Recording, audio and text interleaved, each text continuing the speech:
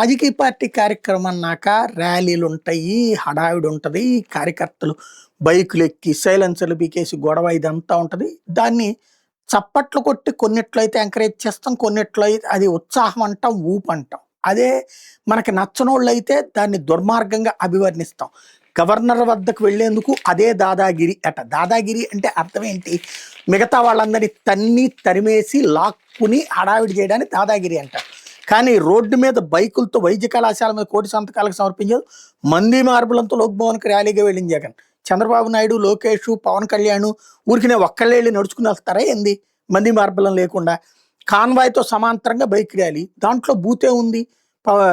ఏది లోకేష్ పాదయాత్ర చేసినప్పుడు చేయలేదు, లేకపోతే చంద్రబాబు నాయుడు వెంట పత్రాలు సమర్పించేటప్పుడు ఎవరు అట్లా హడావిడి చేసుకుంటూ వెళ్ళలేదా? మధ్యలో కూడల వద్దకు పెద్ద ఎత్తున జనాన్ని తరలించి హడావిడి. ఏం తరలించారు? మందు పోయించారా, లేకపోతే మొక్క ఇచ్చారా, లేకపోతే అమ్మాయిలు ఏమైనా సరఫరా చేశారా? వాళ్ళు వస్తాం అన్నప్పుడు పిలిచారు, ఇంత భారీ కార్యక్రమం చేసుకున్నాం అన్నట్టు.